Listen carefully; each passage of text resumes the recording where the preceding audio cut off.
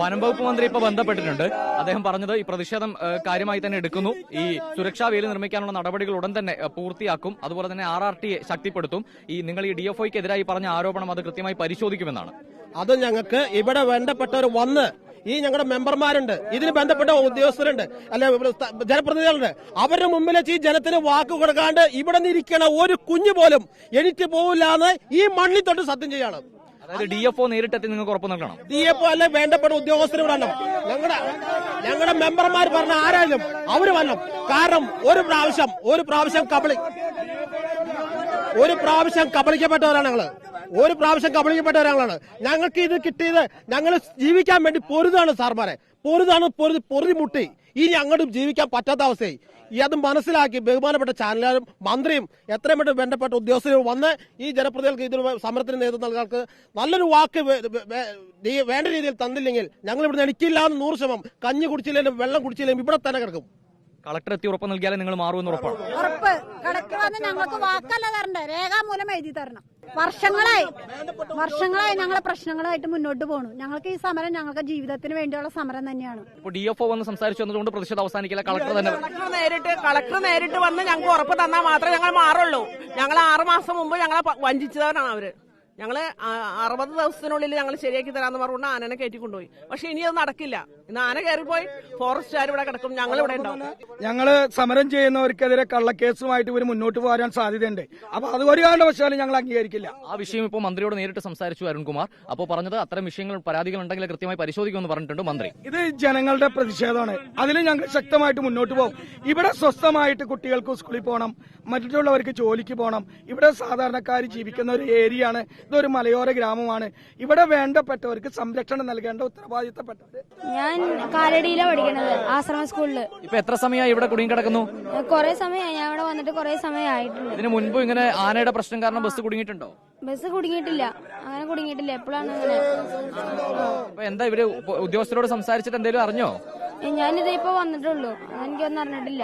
സ്കൂളിൽ പോകണമല്ലോ, എന്തെങ്കിലും മാർഗം ഉണ്ടാക്കി തരാന്ന് പറഞ്ഞിട്ടുണ്ടോ? അങ്ങനെയൊന്നും പറഞ്ഞിട്ടില്ല, ഞാനിപ്പോ വന്നിട്ടുള്ളൂ, എനിക്ക് അറിയില്ല ഒന്നും.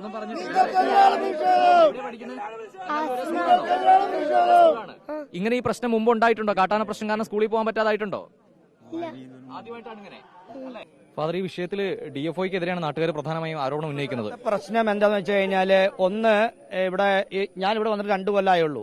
അപ്പൊ ഞാൻ വരുന്ന സമയത്ത് ആന ഇവിടെ ഇറങ്ങാറില്ല. ഒരു 1.5 കൊല്ലമുള്ള ആന ഇങ്ങനെ ശല്യം ഈ ഭാഗത്ത് തുടങ്ങിയിട്ട്. ആ സമയം പണ്ട് മുളങ്ങടി ഭാഗത്തുണ്ടായിരുന്നു വിശ്വസിക്കുന്നു.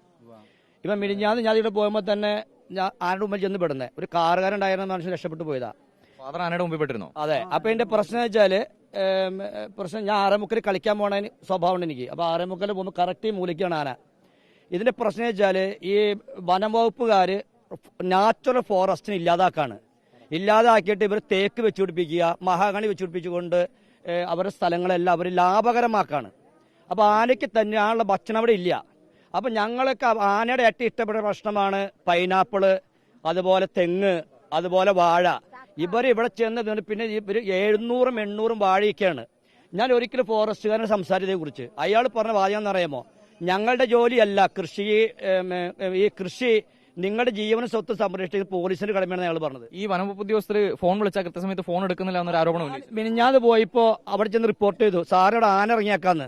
ആന ഇറങ്ങിയാൽ ഞങ്ങൾ അറിഞ്ഞില്ല എന്ന് പറഞ്ഞു. ഇവിടെ 15 ആനയെ ക്രോസ് ചെയ്ത് പോണേ. ഇനി അവർക്കൊരാൾക്ക് വേണമെങ്കിൽ ഇവിടെ നിൽക്കാം. ഈ ഒരു 6 മണി കഴിഞ്ഞ് നിന്ന് കഴിഞ്ഞാൽ കൃത്യമായിട്ട് അവർക്ക് ചെയ്യാം. പക്ഷെ അവർ ചെയ്യുന്നില്ല. ഈ പാവപ്പെട്ട മനുഷ്യർ ഇവർ സ്ഥലം വിൽക്കാൻ നോക്കിയാലോ വിൽക്കാനും പറ്റില്ല. കാരണം ആരും വാങ്ങാനില്ല. ഇവർ സ്ഥലത്തിന് വിലയില്ല. ഈ പാവങ്ങളോടെ പോയി ജീവിക്കും. അപ്പോൾ ഇതൊരു വലിയ പ്രശ്നമാണ്. അപ്പൊ ഇവർ ഒന്നുകിൽ ഇനി ഇവർക്ക് ചെയ്യാൻ സാധിക്കും, ഇവിടെ കിടങ്ങ് താത്തിയാൽ മതി. ആ അറ്റം തൊട്ട് ഈ അറ്റം വരെ കിടങ്ങ് താത്തിയ പ്രശ്നം അവസാനിക്കും. ഇവിടെ ഫെൻസിങ് ഞാൻ ചോദിക്കട്ടെ, മുളങ്കുഴിയില് അവിടെ മഹാണിത്തോട്ടത്തിലേക്ക് അവരുടെ ഓഫീസിലേക്ക് ആന കടക്കാതിരിക്കാൻ വേണ്ടി അവരവിടെ കുഴി കുത്തിയിട്ടുണ്ട്. വലിയ ചാലുണ്ടാക്കിയിട്ടുണ്ട്. എന്തുകൊണ്ട് ഈ ഇവിടുന്ന് ആ ഫോറസ്റ്റിന്റെ അവിടെ ചെക്ക് പോസ്റ്റ് തൊട്ട് ഇവിടെ വരെയും അവർക്ക് എന്തുകൊണ്ട് ഒരു കിടങ്ങുണ്ടാക്കിക്കൂടാ? ഈ പ്രശ്നം പരിഹരിക്കപ്പെടും. പക്ഷെ അവർ കിടങ്ങുണ്ടാക്കിയതിന് ശാശ്വത പരിഹാരമാകും. ഉണ്ടാക്കിയ ഒരു പരിധി വരെ ശാശ്വത. ഈ ഫെൻസിങ് വിജയകരമല്ല. അപ്പോ അതുകൊണ്ടാണ് ഇവിടെ സംഭവിക്കുന്നത്. ഇവരുടെ സ്ഥലം വിൽക്കാൻ നോക്കിയൊരു മനുഷ്യർ മേടിക്കാൻ വരുന്നില്ല. ഇവിടുത്തെ മനുഷ്യർക്ക് കല്യാണം കഴിക്കാൻ പറ്റുന്നില്ല. ഇവിടെ ചെറുപ്പക്കാർ പിള്ളേർ എത്ര നിൽക്കണമെന്ന് അറിയാമോ? അവിടെ ഒരു ബോർഡ് വെച്ചിട്ടുണ്ട്, പുലിയുടെ സാന്നിധ്യമുള്ള മേഖല എന്ന് പറയും. അവിടെ വരുമ്പോൾ പെണ്ണു വീട്ടുകാർ തിരിച്ചു പോകാം. അല്ല, ഈ ഫോറസ്റ്റുകാര് മൃഗങ്ങളോട് കാണിക്കുന്നതിന്റെ പകുതി സ്നേഹമെങ്കിൽ ഈ നാട്ടുകാർ കാണിക്കണമെന്നാണ് എനിക്ക് പറയാനുള്ളത്. കാരണം അവരുടെ വൃത്തികെട്ട നയമാണ്, അച്ഛൻ പറഞ്ഞ പോലെ അവരുടെ വൃത്തികെട്ട നയമാണ് ഇതിനു മുഴുവൻ കാരണം. അവര് തേക്ക് പ്ലാന്റ് ചെയ്തിട്ട് അത് മുഴുവൻ ഫെൻസിങ് ഇട്ടു.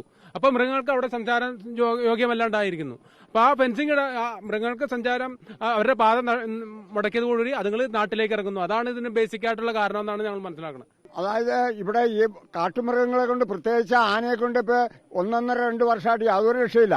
ഒരു കൃഷി ഞങ്ങൾക്ക് റബ്ബർ വെച്ചേക്കണത് ഇവിടെ കാണിച്ചു തരാറുണ്ട്. റിപ്പോർട്ടറാക്കാൻ അങ്ങോട്ട് പോയി നോക്കുവാണെങ്കിൽ ഈ വീടിന്റെ കഴിഞ്ഞ രാത്രി നശിപ്പിച്ചിട്ടേക്കണേ ഒന്ന് പോയി കാണാം. ഇവിടെ നിന്നാ കാണാം. അങ്ങോട്ട് ഒന്ന് മാറി നോക്കിയാൽ മതി.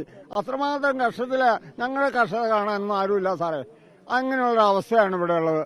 ഞങ്ങൾക്ക് സംഘടിക്കാൻ കൂലിപ്പണിക്ക് പോണവരാ ഞങ്ങൾ ഭൂരിപക്ഷവും. ഞങ്ങൾക്ക് സംഘടിക്കാനുള്ള സമയമില്ല. ഞങ്ങൾക്ക് അരി വെച്ച് അരി മേടിച്ച് ജീവിക്കണ്ടേ? സത്യമാണ് ഈ പറഞ്ഞത്. ഞങ്ങൾ എല്ലാവരും കൂലി വേലക്കാരാ. ഞങ്ങൾക്ക് പണിക്ക് പോകണം. റബ്ബർ വെട്ടാൻ പോകുന്നവരും മേഴ്സൺ പണിക്ക് പോണവരും അങ്ങനെ നാലാ ചെയ്ത് പണിക്ക് പോകുന്നവരാ ഞങ്ങൾ ഇത്ര ആൾക്കാർ ഇവിടെ സംഘടിച്ച് സഹിക്കാൻ വയ്യാഞ്ഞിട്ടാ. ഞങ്ങൾക്ക് മരിക്കാൻ പറ്റുമോ? ഞങ്ങളുടെ കുഞ്ഞുങ്ങളെ എന്ത് ചെയ്യും?